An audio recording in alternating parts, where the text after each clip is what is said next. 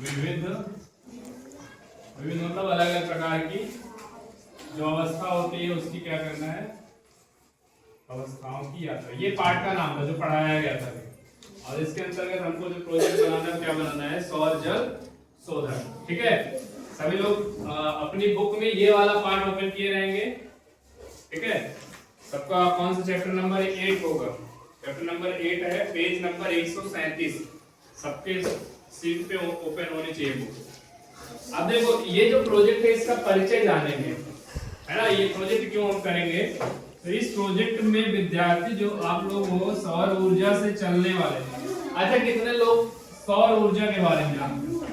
अच्छा, जल की विविध अवस्थाएं पहले बताओ, एक बार रिकॉल कर लेते हैं जो पढ़े थे। कितनी अवस्था बताई गई थी आपको? आपको बताया गया था पानी 3 तरह से आप लोग देखते होंगे। बताओ कौन कौन सा? तुम पानी की अलग अलग अवस्था बताओ, तुम बताओ। मैं भी कर, उधर भी कर। बर्फ, पहली अवस्था इन्होंने क्या बताई? बर्फ। वेरी गुड, पहली अवस्था इन्होंने क्या बताई? बर्फ। तुम बताओ दूसरी अवस्था? हाँ, दूसरी अवस्था पानी को और कैसे देखते हो? बर्फ में पानी रहता है ना, बर्फ, बर्फ क्या है, वो पानी की अवस्था है, पूरा पानी ही तो है वो। हाँ, समुद्र, समुद्र में क्या रहता है, वो बर्फ रहता है कि पानी रहता है? दूसरी अवस्था को क्या बोल सकते हैं? पानी, सीधे सीधे। तीसरी अवस्था, तीसरी अवस्था और बताओ जो है, बर्फ हो गया, पानी हो गया, पानी की और एक तीसरी अवस्था भी होती है, हाँ, वाष्प या भाप कह रहे थे ना। आप लोग देखे होंगे जब पानी उबालते हैं तो ऊपर ऐसे भाप उड़ती है ना, वाष्प, उसी को क्या बोलते हैं? या कुहासा के दिन में देखते होंगे पानी की बूंदें पड़ जाती है ना, वो क्या है, पहले तो गैस रहता है, लेकिन जब गैस को देखते हो, बैठ जाओ सब लोग, इसी को क्या बोलते हैं? जल की वाष्प, मतलब वाटर वेपर। अब देखो ये जो बर्फ है आपका, और जो पानी है, और क्या है, जलवाष्प, इन तीनों को आप देख रहे हो कि क्या एक अवस्था से दूसरी अवस्था में बदला जा सकता है? बर्फ से पानी बना सकते हो? बर्फ से पानी बन जाएगा, है ना। बर्फ को निकाल के थोड़ी देर तक रख देते हो तो पिघल जाती है, तो किसमें बदल जाता है? पूरा पानी में। अच्छा, पानी को क्या वाष्प में बदल सकते हो? पानी को वाष्प में बदल सकते हो? पानी को गर्म करोगे, है ना, जल का क्वथनांक कितने में उबलने लगता है? वो 100 डिग्री सेल्सियस पे। ठीक है, कुछ देर में उबलते उबलते क्या होगा, देखोगे पानी कम होने लगता है, होता है कि नहीं? पानी को उबाल दो, हो सकता है कुछ देर में पानी पूरा बर्तन से गायब हो जाता है। देखा है, पानी उबलते उबलते कम होता है ना, बाकी पानी गया कहाँ? भाप बनकर उड़ गया, वही क्या कहलाता है? जलवाष्प। मतलब बर्फ से पानी बना सकते हैं, पानी से जलवाष्प। अब ध्यान से सुनना, क्या आप जलवाष्प से पानी बना सकते हो? भाप है, भाप से पानी बन जाएगा?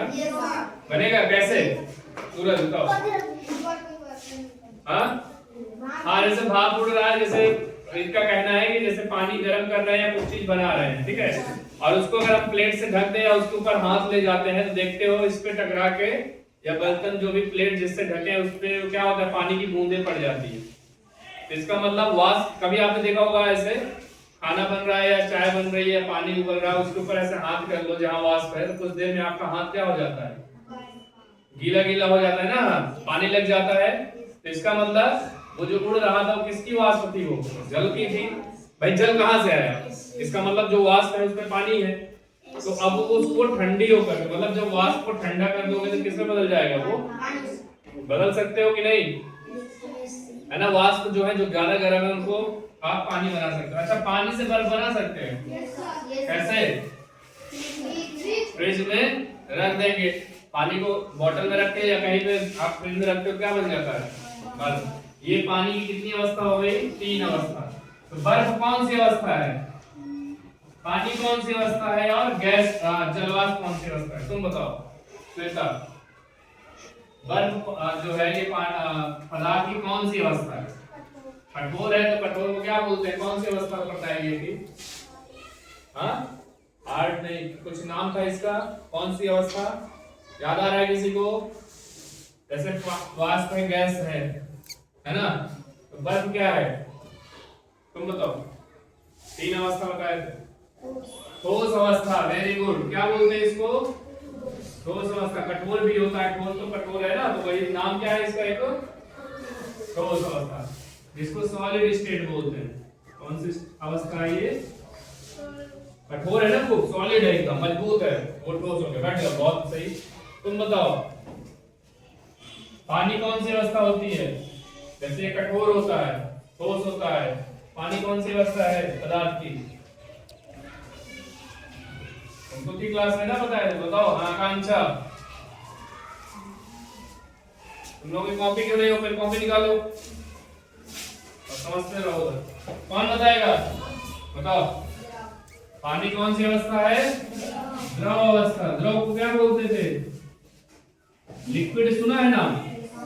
लिक्विड क्या होता है? मिट्टी का तेल लिक्विड है कि ठोस में आएगा? सॉलिड है कि लिक्विड है? मिट्टी का तेल, केरोसिन आया। सरसों का जो तेल होता है वो बताओ ठोस होता है कि द्रव अवस्था में होता है? द्रव अवस्था में होता है ना, लिक्विड है। मतलब लिक्विड क्या है? जिसको अगर आप फर्स्ट पे ऐसे गिरा दो तो बाहर नहीं लगेगा, लेकिन अगर सॉलिड को निकालोगे तो क्या बहेगा? नहीं होता है ना। तो इसका ये कई सारा चीज जिस भी बर्तन में डालते हैं उसी का आकार ले लेता है, होता है नहीं? पानी को गिलास में रखोगे, पानी गिलास के आकार का है ना? पानी लंबा है, उसमें गिलास के आकार का है, उसका अवस्था इस तरह है। उसी पानी को गिलास से कटोरे में डाल दो, पानी फैल जाएगा। थाली में डाल दोगे तो और फैल जाएगा, प्लेट में, है ना? तो पानी का खास बात क्या होता है? पानी क्या मतलब द्रव, जितने प्रकार के लिक्विड होते हैं उनकी खास बात क्या है? जिस भी बर्तन में डालोगे उसी का आकार हो जाता है, ठीक है? अब जलवाष्प क्या है? कौन सी अवस्था है ये? गैस अवस्था है या गैसीय अवस्था है ना? गैसीय अवस्था या गैस बोल सकते हो। कौन सी पदार्थ की अवस्था है ये? और भी दो स्टेट होती है, प्लाज्मा होता है, ठोस, आइंस्टीन कंडेंसेशन, जो कि आपके छठी क्लास से ज्यादा की चीजें हैं। तो अभी आपको तीन चीजें जाननी है, ठोस, द्रव, गैस। पदार्थ की कितनी अवस्था? और इन तीनों अवस्था में जल रहता है। जल जो है इन तीनों अवस्था में रहता है, ये खास बात है।